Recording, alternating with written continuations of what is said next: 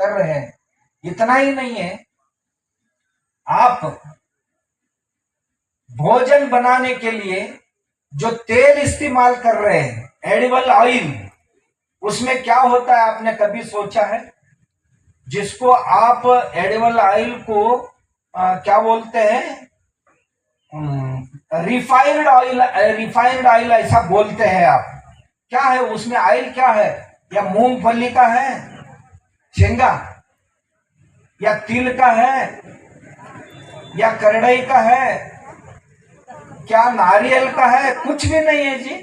वो पेट्रोल सभी चीजों के लिए इस्तेमाल करने के बाद जो बचता है कचरा, उस कचरा को 1500-1600 डिग्री में तपाया जाता है। उसमें थोड़ा सा कलर डालते हैं, थोड़ा सा एसेंस डालते हैं, थोड़ा सा न्यूट्रिएंट्स डालते हैं, डाल के उसको तेल बना के पैकेट में 100 रुपए किलो में आपके देते हैं। 100 रुपए में 1 केजी ऑयल कभी बनता है क्या खाने की? देखिए, मूंगफली मार्केट में 80-90 रुपए किलो। 3 किलो मूंगफली से 1 किलो तेल बनती है। तो यदि मूंगफली का ही कीमत 270 रुपए होता है, तो आपको 125 रुपए में कैसे तेल मिलेगा? नहीं मिल सकती है। जो है वो सब डुप्लीकेट है। ये छोड़ दीजिए, आप जो दूध पी रहे हैं, कभी आपने सोचा है आप दूध पी रहे हैं? आप दूध नहीं पी रहे। ये पैकेट में जो दूध आता है ना, वो कोई भी मेरे पास आके बता दीजिए ये दूध बहुत अच्छी दूध है करके। पैकेट में जो दूध आता है या और कहीं भी, हमारे देश में 65 करोड़ लीटर दूध की खपत है हर दिन, 65 करोड़ लीटर। मगर हमारे देश का दूध का प्रोडक्शन है ओनली 15 करोड़ लीटर्स।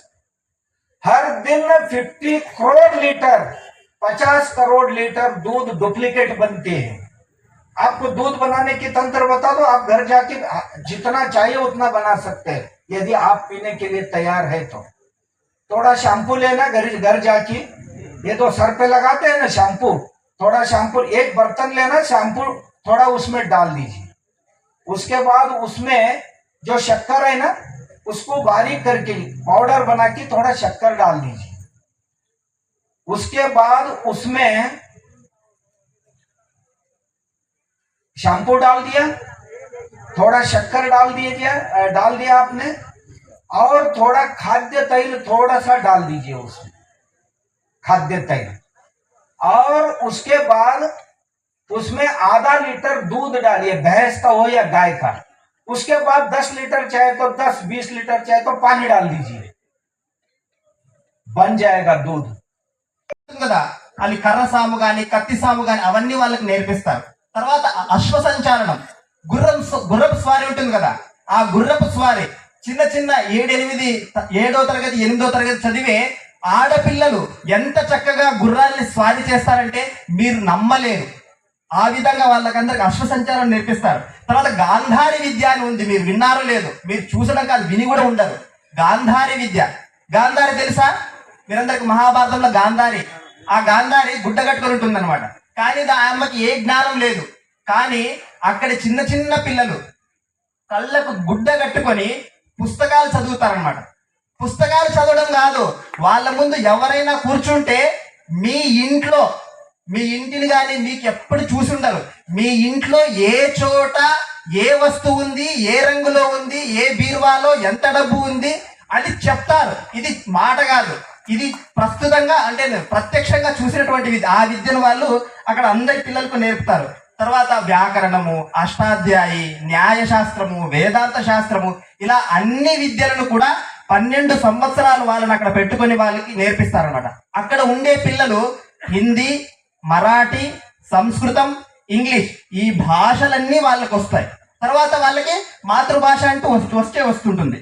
ఇలా అన్నీ కూడా ఆ పిల్లలకి నేర్పిస్తారన్నమాట 12 సంవత్సరాలు పెట్టుకుని వాళ్ళు। తర్వాత వీళ్ళు ఆయుర్వేదిక్, తర్వాత కృషి పద్ధతి ఉంటుంది కదా, ఆ కృషి పద్ధతి వీటన్నిటిలో సంశోధనలు చేసి డాక్టర్లకు తర్వాత రైతులకు వీళ్ళే స్వయం తరబేతి అంటే దాన్ని శిక్షణని ఇస్తారు, కోచింగ్ ఇస్తారు వీళ్ళు మహాత్ములు, అటువంటి వాళ్ళు వీరు. తర్వాత ఇంకొకటి చాలా విశేషమైనటువంటిది అంటే మీరు చెప్పారు కదా, శరీరమాద్యం ఖలు ధర్మ సాధనం, తెలియనిది ఎవరికి అంటే శరీరం బాగుంటేనే నువ్వు ధ్యానం చేయగలవు, నామస్మరణ చేయగలవు, యజ్ఞం చేయగలవు, సాధనం చేయగలవు.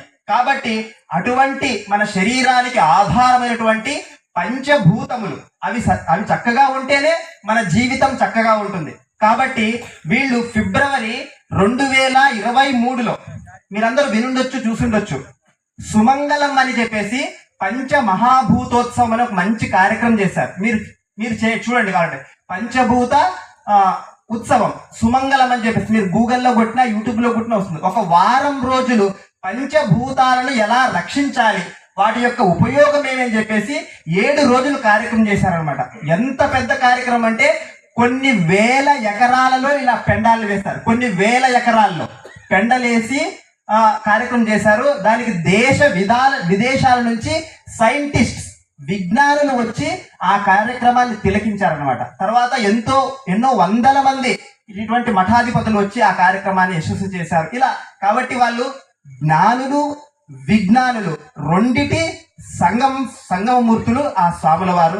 కాబట్టి అటువంటి స్వాముల వారికి మరొకసారి దీర్ఘదండ నమస్కారాలు సమర్పిస్తూ నేను 2 మాటల్లో నా విషయాన్ని చెప్పేస్తాను. ఎందుకంటే నేను నిన్న కొద్ది నేను మాట్లాడేశాను కాబట్టి నా చిన్న మాట నావన్నీ. చాలా సంతోషం, మీరందరూ చాలా చక్కగా ఈ మానవ జన్మ శ్రేష్టమైనటువంటిది, ఎన్ని శాస్త్రాలు చెప్పినా, ఎంతటి మహాత్ములు చెప్పినా ఏకకంఠ మాటం అది ఏమంటే మానవ జన్మ శ్రేష్టమైనటువంటిది. ఇటువంటి మానవ జన్మ వచ్చినప్పుడు మనమందరం కూడా ఈ శరీరాన్ని చక్కగా రక్షించుకుంటూ మనం ఏమిటంటే జ్ఞానాన్ని పొందినప్పుడే ఈ జన్మకి సార్థకత అని చెప్పేసి. ఎందుకంటే ఈ శరీరం నశ్వరమైనది, ఎప్పుడు మనల్ని చేజారి వీడిపోతుందో తెలియదు. కాబట్టి రామాయణంలో భరతునికి రాముడు చెప్తాడనమాట. అంటే తండ్రి చనిపోయినప్పుడు ఆయన వనవాసానికి వచ్చి వనవాసంలో ఉంటాడు కదా, అప్పుడు తండ్రి రాముడి దగ్గరికి వచ్చినప్పుడు భరతుడు ఏడుస్తూ ఉంటాడు, ఇలా తండ్రి గారు కాలం అయిపోయారని చెప్పేసి. అప్పుడు ఆయనకి సాంత్వన చేస్తూ ఉపదేశం చేస్తూ, అబ్బా ఎవరైనా చనిపోవాల్సిందే, మృత్యువు మనం పుట్టిన వెంటనే మనం వెనక్కి వచ్చి నువ్వు కూర్చుంటే నీతో పాటు కూర్చుంటుంది, లేస్తే అది కూడా లేస్తుంది, అంటే నీతో పాటే ఉంటుంది అని చెప్పేసి. కాబట్టి మరణం అటువంటిది. ఆ మరణం మనకు సమీపించే లోపే మనం ఏం చేయాలంటే స్వస్వరూపాన్ని తెలుసుకోవాలి. అందుకే ఆచార్యులు చెప్తారు, సుప్తే వృత్తాయ సుప్త్యంతే బ్రహ్మైక్యం చింత్యతాంపరం నాతి దూరే నృణాం మృత్యు ఇది వేదాంత డిండిమహ అని చెప్పేసి. అంటే మనం పొద్దున లేచినప్పటి నుంచి పడుకునే వరకు బ్రహ్మైక్యం చింతతాంబరం, ఎప్పుడు కూడా జీవ బ్రహ్మర ఏకత్వ రూప విషయాన్ని మనం చింతిస్తూ ఉండాలి. ఎందుకంటే నాతి దూరే నృణాం మృత్యు, మనకి మృత్యు ఎప్పుడు వస్తుందని చెప్పి చెప్పలేము. ఇది సర్వశాస్త్రాల యొక్క సారం అని చెప్పేసి. కాబట్టి మనం కూడా అందరం కూడా ఆ జ్ఞానాన్ని తెలుసుకోవడానికి ప్రయత్నించాలి. मना ही रहा।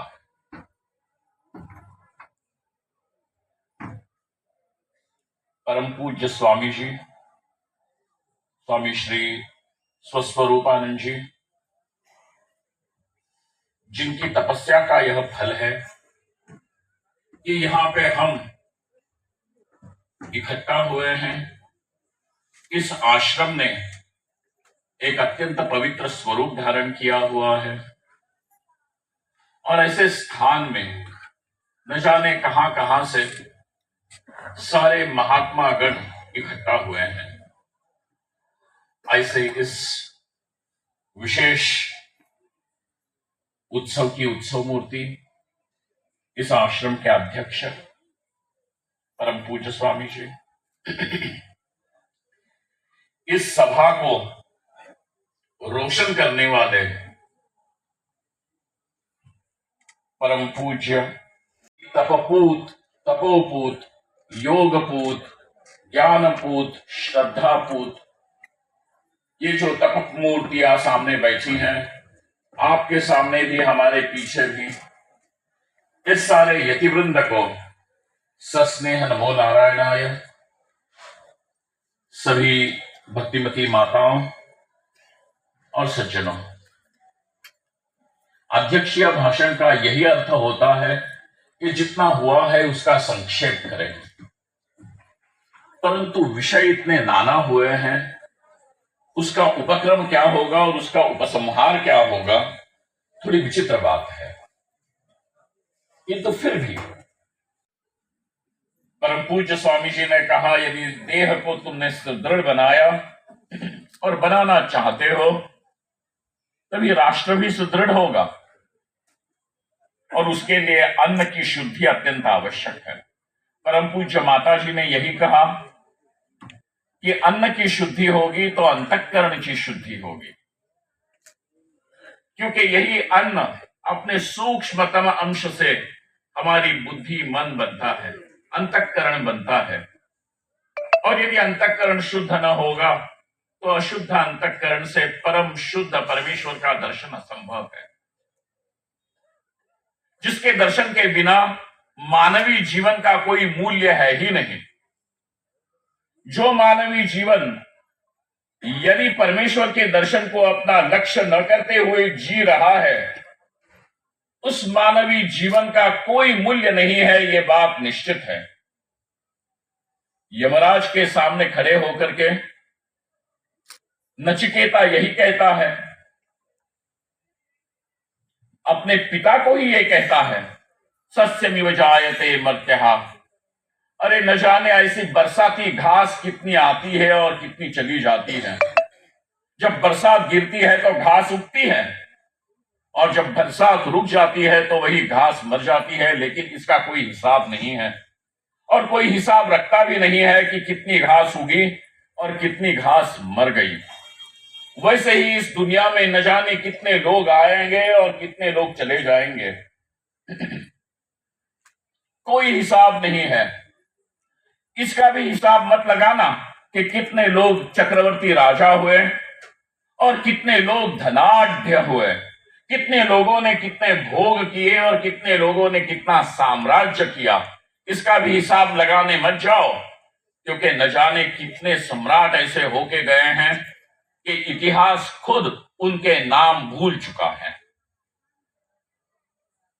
परंतु जीवन की पूर्ति, जीवन की पूर्णता, जीवन को अर्थपूर्ण यदि बनाना है तो वहां पे लक्ष्य तो केवल परमेश्वर ही होगा, और उस परमेश्वर के दर्शन के लिए जब जीवन उद्युक्त होता है, मनुष्य उद्युक्त होता है, तब समझ लीजिए कि जीवन की सफलता है।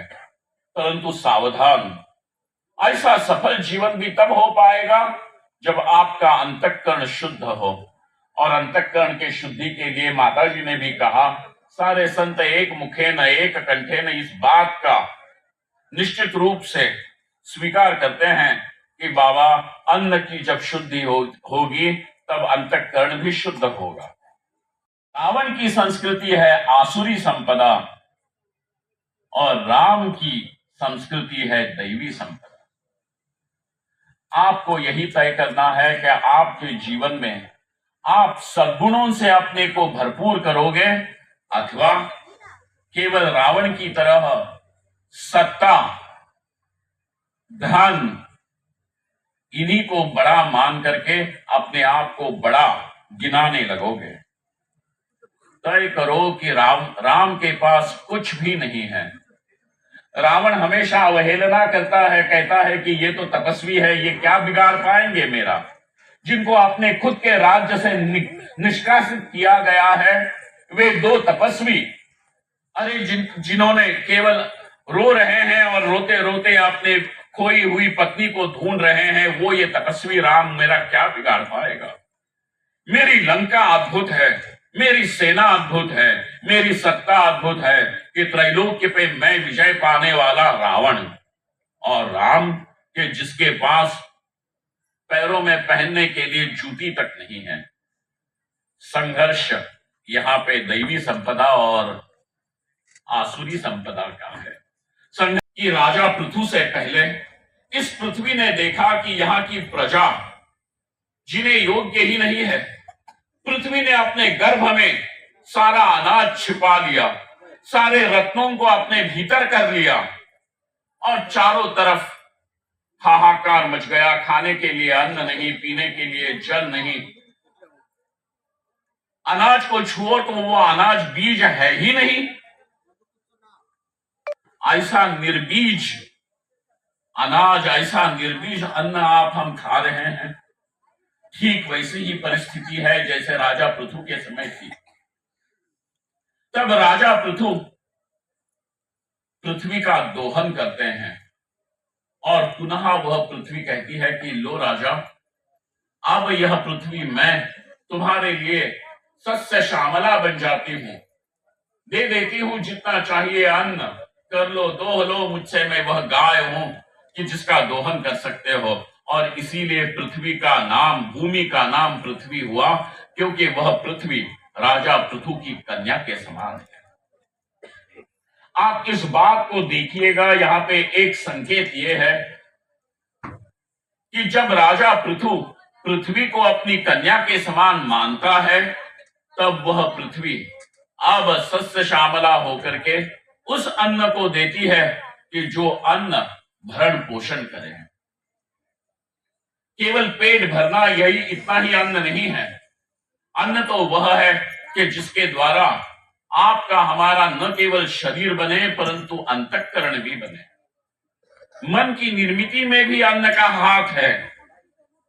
इसीलिए सावधान कि यही स्वामी जी का संदेश भी था कि वह अन्न शुद्ध कैसे होगा। अन्न की शुद्धि के साथ और एक बात यहां पे आई कि यह मंच अपने शुरुआती कुछ पलों में, क्षणों में, भरत जी जो आए थे स्वयं सेवक राष्ट्र स्वयं सेवक संघ के क्या बोलते हैं, अधिकारी, उन्होंने बात कही कि देखना, दो प्रकार की संस्कृतियां हैं, एक संस्कृति बाह्य है और एक संस्कृति भारतीय है। परंतु मैं आपका ध्यान एक और बात पे आकर्षित करना चाहता हूं। समय हमारे पास बहुत कम है, परंतु उस कम समय का भी हम सदुपयोग कर ले, हमारे विचारों को एक बार कसौटी पर रख ले। देखिएगा इसका विचार करके।